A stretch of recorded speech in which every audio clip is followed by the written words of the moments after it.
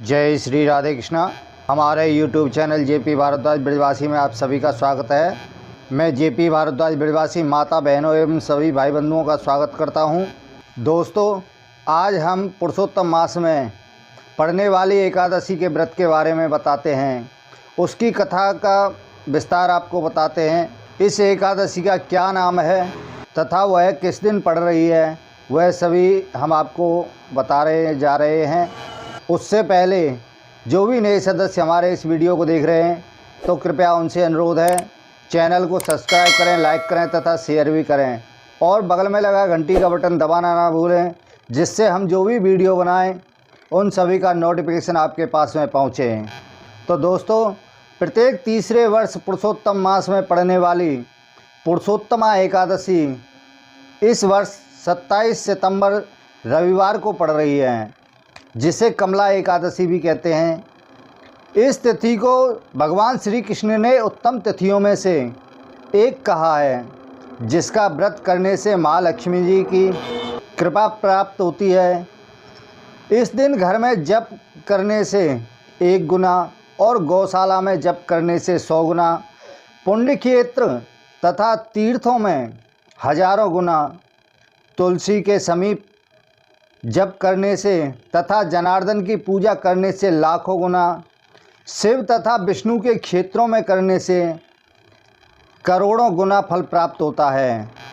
तो दोस्तों, आइए अब हम एकादशी की कथा का श्रवण कराते हैं। बोलो एकादशी महारानी की जय। धर्मराज युधिष्ठिर के द्वारा इस एकादशी के विषय में प्रश्न करने पर भगवान श्री कृष्ण कहते हैं कि हे राजेंद्र, उज्जैनी नगरी में शिव शर्मा नामक एक श्रेष्ठ ब्राह्मण रहते थे। उनके 5 पुत्र थे। उनमें से सबसे छोटे पुत्र का नाम जय शर्मा था, जो धर्म भ्रष्ट होकर पाप मार्ग की ओर चल पड़ा था, जिसके कारण उसके माता पिता और बंधु बांधव बड़े दुखी रहने लगे। उसका कुमार्ग इतना प्रबल हो गया कि स्वजनों ने उसका परित्याग कर दिया।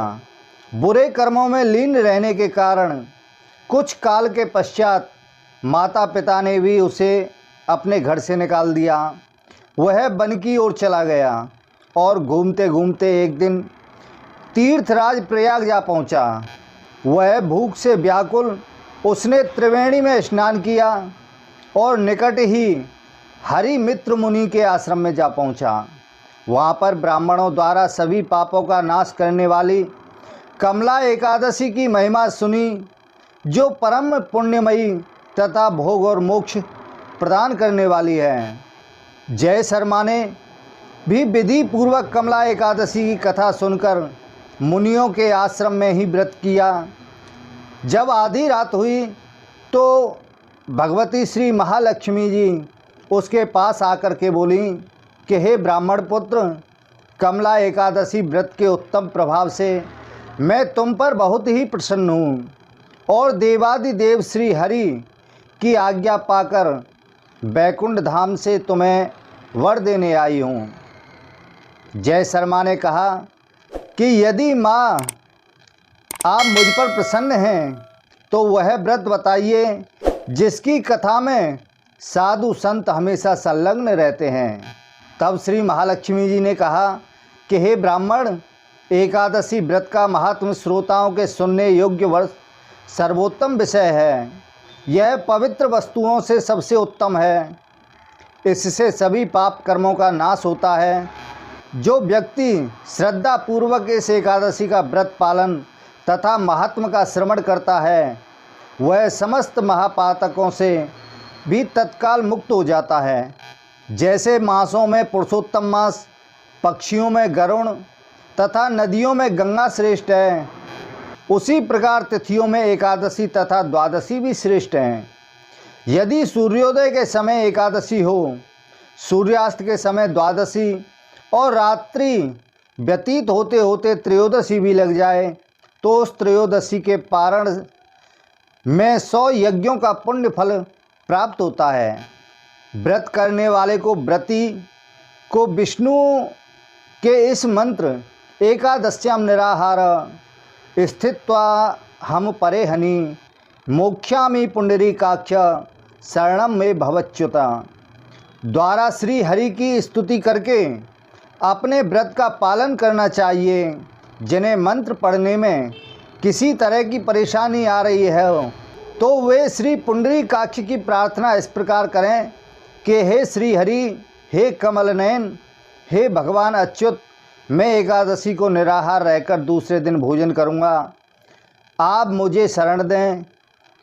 दूसरे दिन द्वादशी को प्रातः उठकर स्नान ध्यान करने के पश्चात पंचामृत से जनार्दन को स्नान कराएं और षोडशोपचार विधि से यथा उपलब्धि जो भी आपके पास सामग्री है उसके द्वारा उनकी पूजा अर्चना करें।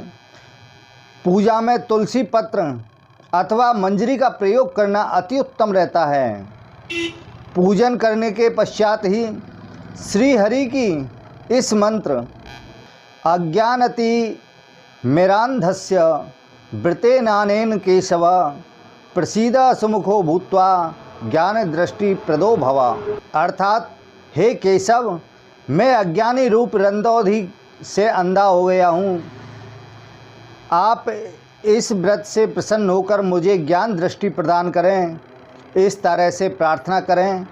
भगवान श्री कृष्ण युधिष्ठिर को समझाते हुए कहते हैं कि हे राजन, जो इस प्रकार पुरुषोत्तमा एकादशी का शुद्ध भाव से व्रत पालन तथा कथा का श्रवण करता है वह जीवन मरण से बंधन से मुक्त होकर मेरे बैकुंठ धाम को प्राप्त होता है। तो इस तरह से इति श्री रेवाखंडे एकादश महात्म संपूर्ण।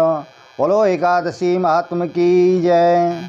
तो दोस्तों, आज हमने एकादशी कथा का श्रवण कराया है। आज के लिए बस इतना ही। जय श्री राधे कृष्णा।